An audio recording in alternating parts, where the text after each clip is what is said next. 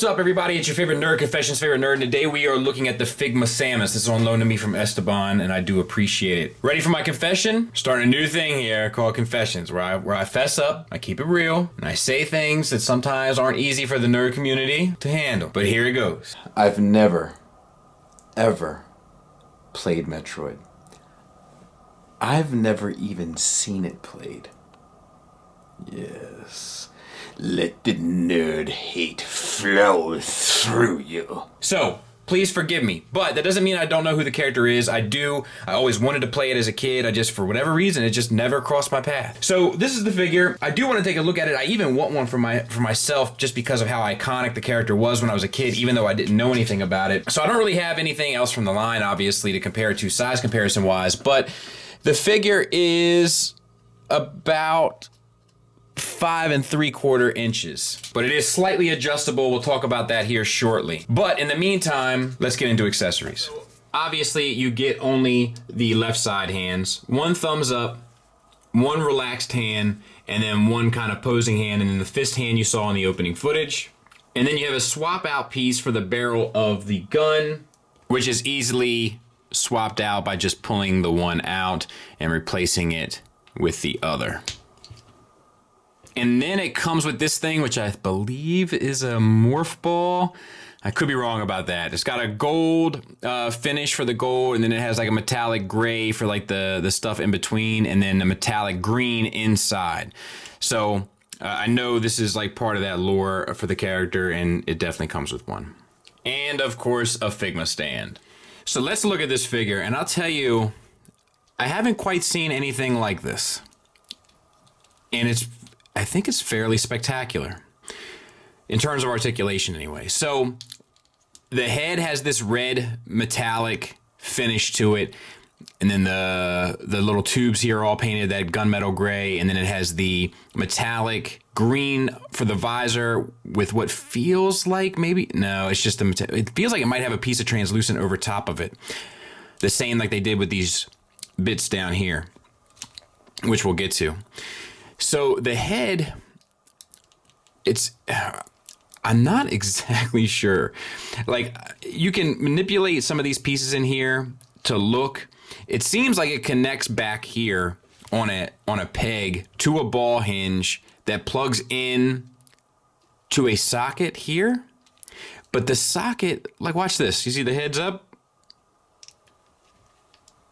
Head's down. And that's, I guess that is, I don't know if that's operating, I guess that's operating on the ball hinge. So it's almost like a double ball peg in a way, except it's not. But imagine a double ball peg, but instead of the upper ball joint, it's a ball hinge that plugs into the back of the head. That's kind of how it works. And as a result, the articulation is nuts. Down to there, up to there, side to side, and then anytime you get it where you want, you can kind of sink the head in, which is very interesting. Like if it was down here, the articulation would be limited. And if it was up here all the time, sometimes it would look strange. But as a result of what they've done, you can pretty much put it in any pose you want and then make it look appropriate. It's crazy. Crazy. I like it a lot. And then this piece on the neck is just like a sleeve to cover the engineering. So the chest, same metallic red, and then we have the same metallic green. The gold is just different pieces of plastic there. And then we have this blacker, like a dark gray almost for the upper body there. So the middle body is a ball hinge, I think, that plugs into the top and the bottom. Standard sort of Figma stuff. Let's see, actually, if we can get, no, I don't want to lift it apart. But then we have this extra hinge here that can kind of cover down for the articulation. So using that, I want to make sure there's not another one, because usually it's a three-way down there, so to speak. Using that, you get the body all the way back to there, right? Forward to there, which is nice. And then the swivel is kind of at an angle due to the sculpt, but I think that that's ultimately fine. Now, the shoulders, and I might have just given it away. When I got this out of the bag that was sent to me in, I was like, there's no way these shoulders are going to move, but they do. Look at this. I'm going to show you the range of motion. And then we'll talk about how it's done. Bonkers.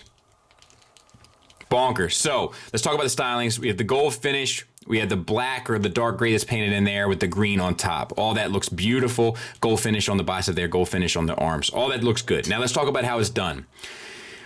You know how I always say that Figma has this like wide jointed three-way ball peg, right? It's like one up here and then one that goes into each thigh.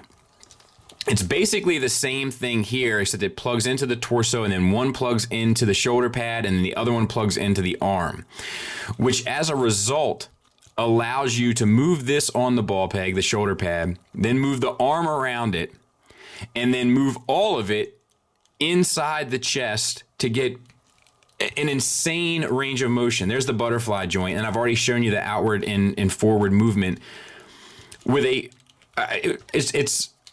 it's like, it's black magic. I feel like it's black magic. Like, it's crazy. And then you get the bicep swivel around the ball peg there. For the elbows, you got a ball hinge that gets you past 90 degrees. That's good. And then the standard kind of ball hinge wrist joint swivels at both sides. And, you know, so you can get the in, out, or up, down. So all that's good.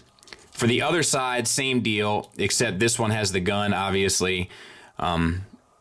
This elbow feels like it should be there, but that's not the biggest deal in the world. Turquoise metallic paint throughout on the gun, and then we have a faded yellow to red kind of effect on the blaster itself, and then the metallic gray or gunmetal inside, and then the yellow painted at the end.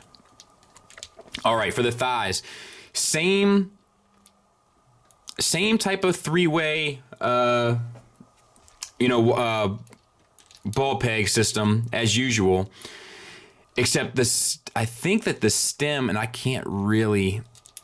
I don't want to cause any damage to this thing, but I think that the stem is longer so that it goes down through this sleeve and then into the armor. It also has this little plate here which kind of moves out of the way. So utilizing all of it, you're still like surprisingly a little limited as to how far you can get out, which I thought was interesting, being as though everything else was so well done. But your forward movement is unaffected at all, you know? And that's pretty, I mean, look, I mean, that's pretty impressive. And then you have the thigh swivel built around it. So all that, I think it works fairly well. The hour movement is a little bit of a bummer, but I think it's okay. It's not the biggest deal in the world. And then we have the gold finish down here, the green translucent, the gunmetal with the plastic, the green metallic paint with the translucent over top for the effects there. Single ball hinge knee, which gets you way past 90 degrees, and it's not too bad to look at. And then for the ankles, ball hinge, so that gets you the, oh, that's interesting too. I didn't notice that. Up, ankle tilt up, ankle tilt down. I wish this piece moved to cover down the joint, but that's okay. Hinge for the toe, which is okay. And then the swivel is actually between the foot, the heel, and the ankle. So you can get a crazy rocker out of it. And then there's the figure from the back. We have the metallic red on the little jets there, and then the gunmetal gray painted there. So, like, I'm really, honestly, like, you know, I kind of thought this was going to be business as usual. Figma has a style to it, you know, much like SH Figuarts, but this is a cut above. This is surprisingly genius, I think, in a lot of ways. How's that for feels? Final thoughts wise, what do you want from me? It's pretty amazing. Negatives, I guess I wish that you could get the legs out more to the side. But I mean, I think you would agree with me when I say it doesn't really prevent you from getting an outstanding pose out of this thing. I think I have to have this. Wow, I'm really... Good night. This is an impressive figure. It's just, it's impressive how it works. In the words of Ella Fitzgerald, it's that, ooh, black magic.